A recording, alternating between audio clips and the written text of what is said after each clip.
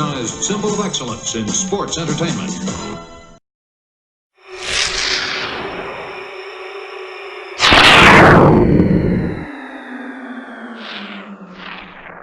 Gotmark76 this week, 1990.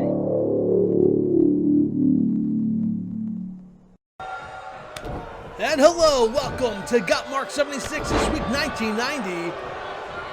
We are joining this match in progress, a fun and exciting night of action here in the Philadelphia Civic Center. And this match, of course, being joined in progress live on the Gotmark76 YouTube channel as Arn Anderson takes on the natural Butch Reed in a preview, a one-on-one preview of the upcoming World Tag Team title match between these two teams of Doom and the Four Horsemen at Halloween Havoc on October 26th, as Arn Anderson has Butch Reed tied up and Butch Reed escapes the maneuver. Anderson staying on top of the natural. And a hot shot across the top rope by Butch Reed, nicely done. A way to handle the charging Arn Anderson. We've had an exciting night of wrestling action thus far, and we have much more coming your way. Of course, we have this match here in the ring. Reed goes for the cover, looking to end it. 1, 2, and 3. No, Anderson kicks out. There will be a U.S. Tag Team title match. The Steiner brothers will defend against the fabulous Freebirds. There will be a steel cage match as the Rock and Roll Express take on the Midnight Express. And of course, the match we're all here for. The reason why there's a camera crew here in Philadelphia. The second henchman of the Black Scorpion will take on Sting as Arn Anderson goes for the cover. 1, 2, and a kick out at 2 by Butch Reed. When the Black Scorpion made the announcement that the second henchman would be live in Philadelphia, the powers that be in World Championship Wrestling sent myself and a camera crew to Philadelphia to call the action. So we are happy to be bringing it to you as Butch Reed working over Arn Anderson as, I think that was either Ron Simmons or Teddy Long, put a chair in the ring. The referee didn't see it. Anderson throws Reed into the top turnbuckle. Anderson has a chair. The referee gets it out of Anderson's hands. And the referee discards the chair. Anderson runs and clothesline in the corner. But Reed, fired up, throws Arn Anderson into the turnbuckle. And a big right hand, a clobbering kick. And Anderson goes down.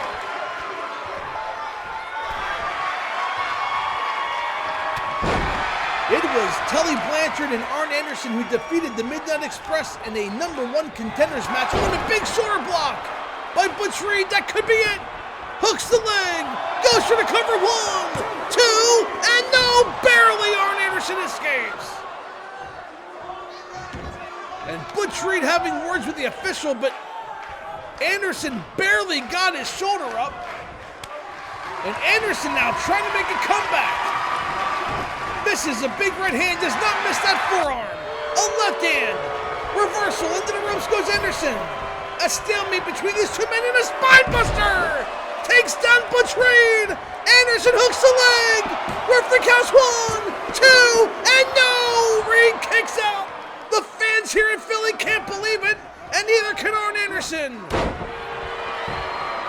I don't know how Butch Reed escaped the spine buster, but he did. And now Anderson's setting him up for a gourd buster, and down goes Butch Reed, but Teddy Long distracting the referee while Anderson had Reed pinned. This match should be over, and now wait, Teddy Long up on the apron distracting Arn Anderson. And that is giving Butch Reed time to get back to his feet. Has Anderson belly to back from behind, and down goes Anderson. Reed climbing the second turnbuckle. Anderson getting back to his feet. Reed set up for that shoulder block and nails it. Wow! Arn lunged across the ring. Reed hooks the legs. Referee counts 1, 2, and 3. And your winner, one half of the World Tag Team Champions, the Natural Butch Reed.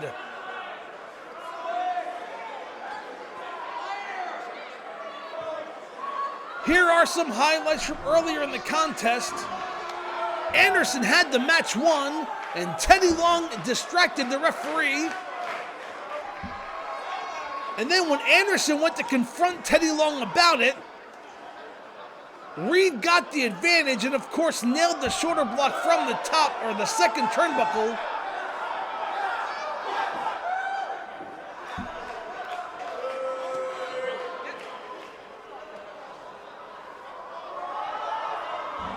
And any momentum that Arn Anderson was looking to get here in Philadelphia in this one-on-one match has gone to the World Tag Team Champions.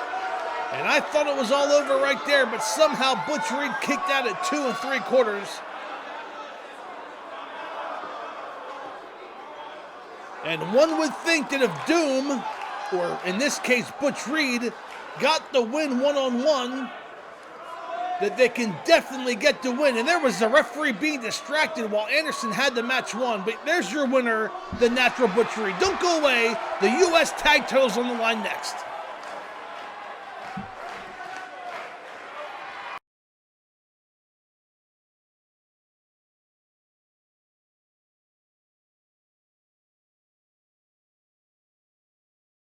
And welcome back to the Philadelphia Civic Center as the fabulous Freebirds will challenge the Steiner brothers for the U.S. Tag Team Championship in a Texas Tornado style match as Scott Steiner clotheslines Jimmy Jam Garvin.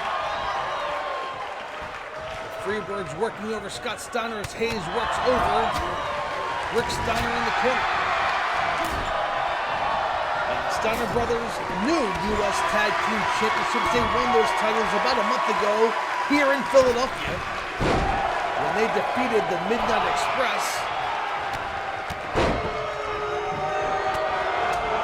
And Rick and Scott Steiner, always top contenders for the World Tag Team Championships, but they will be busy defending the U.S. title.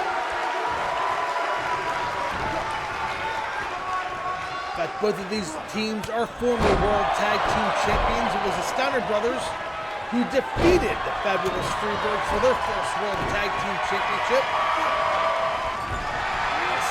Scott throws Garvin up on the top rope. What do we have here? An arm drag off the top rope. Nicely done by Scott Steiner. Goes for the cover, but Hayes right there and breaks up the pinfall. There is the experience of Hayes coming to the advantage of the inexperienced Scott Steiner. Scott Steiner's not inexperienced, I should say that he is a younger talent. He went for the cover with Hayes right above his shoulder. And it was an easy breakup for Hayes as Scott Steiner slams Michael Hayes down to the mat as Rick with a submission maneuver on Jimmy Jam Garvin. Garvin misses with a drop kick as Scott throws Hayes and a beautiful drop kick. Down goes Hayes, over the top rope goes Garvin, and the Steiners stand tall. And a face plant by Scott, rolls over Hayes, goes for the cover. Will they retain? Referee counts 1, and a kick out at 1 by Hayes.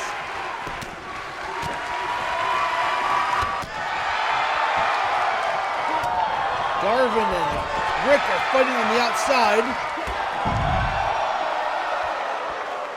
as Michael Hayes ties Scott up to the Tree of Woe. Because they are the men in the ring, that is the attention that the referee has. A pinfall or submission is the only way to win. Ooh, but Garvin drops Steiner across the steel steps and Hayes almost gets a count of 3. Garvin dropped Rick Steiner face first into those steps at ringside, and Hayes almost got a 3 count on Scott Steiner.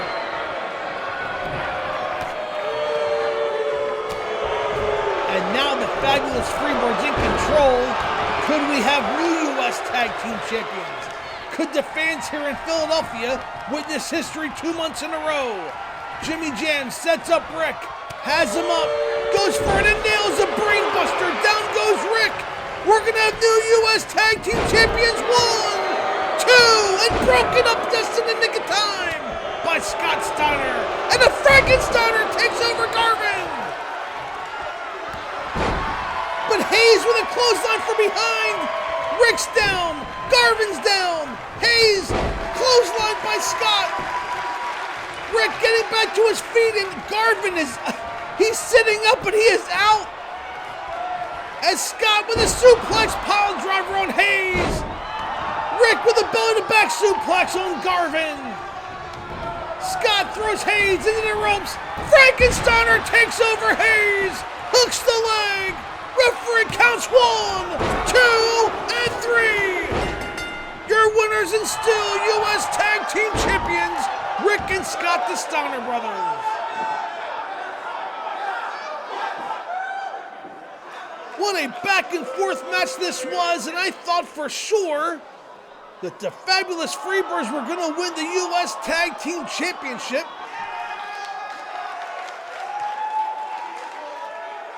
But that was not the case. And here are some highlights from earlier. There's that brainbuster. I thought it was all over there. And Scott broke up the pinfall just in the nick of time. There was a Frankensteiner on Jimmy Garvin. A suplex pile driver on Hayes. But Scott Steiner put Hayes away with the Frankensteiner. And your winners and still U.S. Tag Team. Wait a second, wait! The fans here have risen. What? That's the Nasty Boys! The Nasty Boys in the ring. They're attacking Rick and Scott Steiner. Somebody get in there. The Nasty Boys choking out Scott while Knobs takes care of Rick. And if these two men want a title shot, that's one way to get the attention of Rick and Scott Steiner. Fans will be back. A steel cage match between the Rock and Roll Express and the Midnight Express after this quick timeout. And welcome back to the Philadelphia Civic Center as the steel cage lowers from the ceiling. And these two teams have no love lost for each other. The Midnight Express and the Rock and Roll Express have done battle here and all around wrestling over the last several years. And this feud is reaching a boiling point. They are inside of a steel cage now as Stan Lane takes over Robert Gibson and Eaton works over Ricky Morton. Both of these teams find themselves kind of in a state of limbo here in the World Championship Wrestling. The Rock and Roll Express really can only challenge for the U.S. Tag Team Championship. They can no longer compete for the World Tag Team Championship while Doom are the World Tag Team Champions thanks, in part, to a major stipulation back in the Great American Bash. They lost their title match to Doom. So if there's one team that's kind of rooting for the Four Horsemen to get one over on Doom, I would think it's Ricky and Robert. The Midnight Express were on a fast track. They were on their way to #1 contention to the World Tag Team Championship. But they lost the U.S. titles last month here in Philadelphia to Rick and Scott Steiner. And ever since then, they find themselves in this feud again with the Rock and Roll Express. I mean, these two teams always have a way of finding each other. As Eaton trying to climb out of the cage and Morton stops him. And that may have benefited, if anybody, Stan Lane. Stan Lane would have had to take on both members of the Rock and Roll Express. And a beautiful monkey flip by Robert Gibson takes down Stan Lane.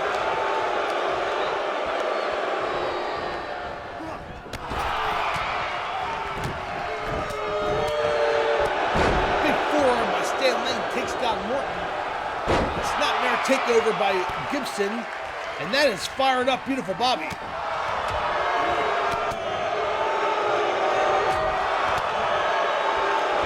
Two ways to escape the cage. The more exciting one, of course, is climbing over the top, but there is a referee at ringside that can open the steel cage door. This match will go on until both members of the respective team are out on the arena floor. And Gibson's climbing the top. No, he's turning around. Owen wait a second, he took out his partner by mistake. Gibson was going after Eaton and took out Morton, and Morton just walked into a drop kick by Stan Lane. And Gibson now climbing out of the cage. What is going on here? As Eaton climbing to the top of the rope, is he going to try to escape? But no, Morton gets to Eaton, and Lane has Gibson, and down with the electric chair goes Robert Gibson.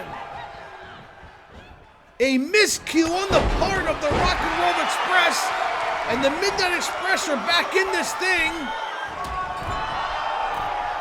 As Ricky Morton climbing the cage, he's not communicating with his partner. If he gets over the top rope, it's going to be 2-on-1 in favor of the Midnight Express. But now Gibson climbing the other side. He jumps down. Not sure I understand that logic. Is Eaton trying to stop Morton from going over? Oh, and Morton kicks down Eaton. Morton's going to climb over the top. Morton's going to escape, but it's going to be 2-on-1 in the ring. Gibson firing away at Lane. It's 1-on-2. And now Gibson trying to escape, but Eaton back to his feet and knocks a forearm to the back of Robert Gibson. Another forearm, and down goes Gibson.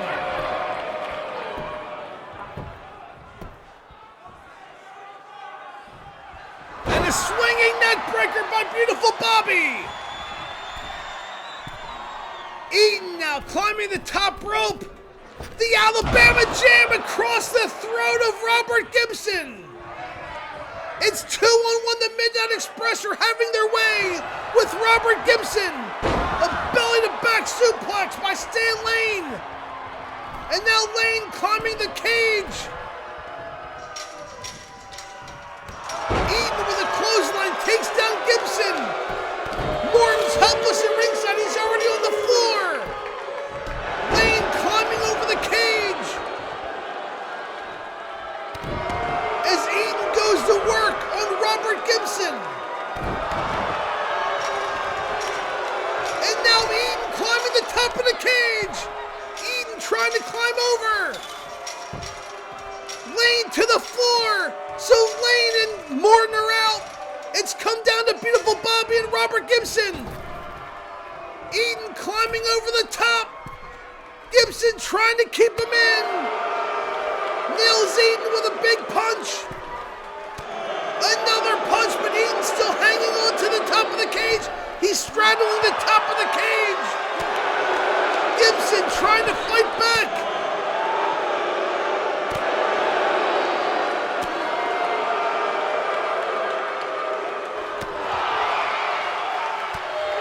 Gibson fighting for everything he can to keep Eaton from climbing over the top. Firing away Eaton. Coming back into the cage, and Gibson, for the time being, has done his job. Gibson ramming the head of Eaton into the cage. Gibson climbing over the top of the cage. If Gibson climbs over, he's going to win this match for his team. Beautiful Bobby calling for the door. But no, Eaton climbing the top of the cages. He had the match won. He could have gone to the door. But no, Robert Gibson climbing out, and the Rock and Roll Express are going to win this match. What a steel cage match this was. Here are some highlights. A back and forth match, and a big miscue on the part of the Rock and Roll Express. And I don't know if tempers flared or not, but it was soon after that miscue that Ricky Morton left Robert Gibson alone in the ring. I don't want to speculate. I don't want to read too much into it. But there are your winners, Ricky and Robert, the Rock and Roll Express fans. Our main event is next. We will see the second henchman of the Black Scorpion as he takes on Sting. Don't go away, we'll be right back.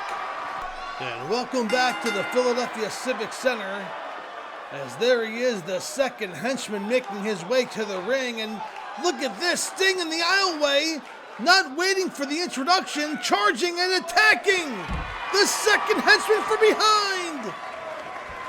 Sting, tired of the mind games, attacks the second henchman, getting a DDT. Sting going to work on the second henchman. This is very un-Sting-like, as he throws the second henchman closer to the ring.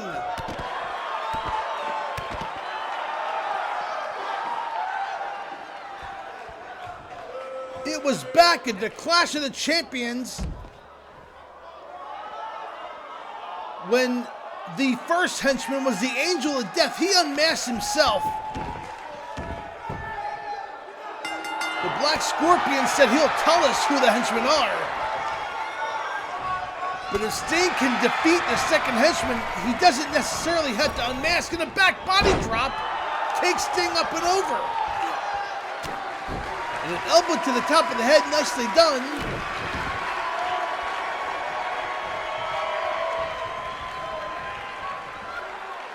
All I can see from this second henchman is that he has long brown hair. It's coming out the bottom of the mask. Goes for the cover on Sting. There's no way you're going to pin Sting that way. And a kick out at one. And the second henchman going back to work with a big chop. Another chop. As the fans here in Philadelphia look on, a third chop, a fourth chop, a fifth chop. But Sting has woken up, throws the second henchman into the corner of the clothesline. Down goes the second henchman. Sting now goes for the cover. 1, 2, and a kick out by the henchman. And Sting questioning the cadence of the count. And again, another un-Sting-like maneuver. Sting never complains about the count of the referee. Throws the henchman back into the ring. Clothesline for good measure in the corner, and down goes the second henchman. And Sting is setting him up. Could it be the Scorpion Deathlock? He's going for it, but no, reversed. Well, the henchman had it well scouted. And now the henchman throws Sting into the ropes. And a stalemate. Sting firing away. They're exchanging blows now. The henchman has Sting up in a gut wrench. Powerbomb down. Goes for the cover. Referee counts 1, 2, and a kick out of 2 by Sting. Who is this second henchman? He is wrestling a very good match thus far, and the flying forearm takes down Sting. Goes for the cover. 1, 2, and no, Sting kicked out. The henchman can't believe it, but that was a beautiful maneuver. Goes for the cover again. Referee counts 1, and a kick out of 1 by Sting. A flying forearm, and I thought that was all. But the henchman staying on top of Sting, nails him with an elbow.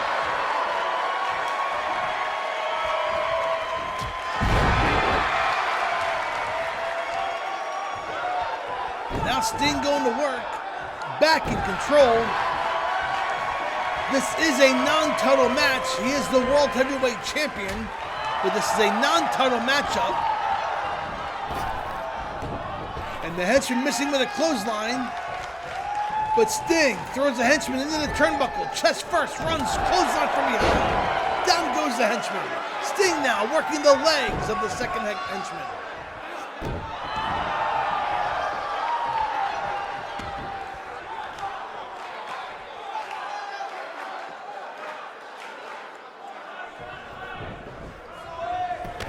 Sting stomping away, staying on top. He does not want the henchman to get back up. The henchman has wrestled a great match so far. Almost had a pinfall victory. That's now twice that the Black Scorpion's henchmen have gotten a near fall on Sting, and a Stinger splash in the corner. That has to be it. The henchman goes down, but Sting does not go for the cover, and that could pay. That could be a mistake on the part of Sting, I should say. And now takes the Henchman down. Sting setting up the Henchman. Could it be the Scorpion Deathlock? He takes it. No! It's blocked again! Oh, but the Henchman misses with a crossbody. The Henchman from behind rolls up Sting. Referee counts 1, 2, and a kick out of 2. Sting with a fireman's takeover. And throws the Henchman up and over the top rope, but Sting howls to the crowd here in Philly. Sting following the Henchman out to the floor. The referee has begun to count. Will we find out who this Henchman is? I will say this. The Black Scorpion did not accommodate the second Henchman to ringside, so take that for what you will as the Henchman goes for the cover. 1, 2, and a kick out of 2. And now the Henchman going outside, climbing the top rope. What's he have in mind here? He's on the top rope, he's perched, and comes down with a forearm across the head of Sting. And Sting rolls to the outside floor. The Henchman following him out. Throws Sting back in the ring. The Henchman wants to win this match. The Henchman is a bit of a competitor, if you ask me. He goes for the cover. Sting's down 1, and a kick out of 1 by Sting. There were a couple opportunities in this matchup that the Henchman could have used some underhanded tricks, but did not. He threw Sting back. He wants to win this match, I think. As the Henchman gets thrown in the corner, Stinger splash again! Down goes the Henchman! Sting rolls him over, hooks the leg! Referee counts 1, 2, and no! The Henchman kicks out! You gotta give the Henchman credit for that one. Not many people kick out of the Stinger splash, and Sting setting up the third time for the Scorpion Death, like he takes him down, and he turns him over, and there it is! Locked in the middle of the ring! Can the Henchman escape? And he cannot! The Henchman is tapped out! What a back and forth match this was, as Sting took on the Henchman.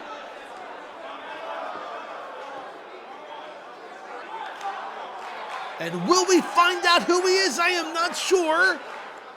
We will keep our cameras rolling, but here are some highlights from earlier in the contest.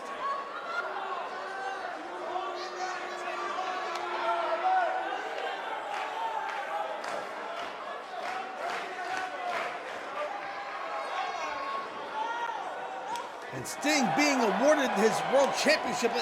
Wait a second, Sid Vicious making his way to the ring.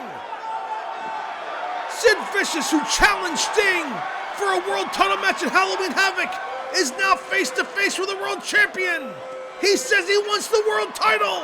Fans, we thank you for tuning in. We'll see you next time on Gotmark76 this week.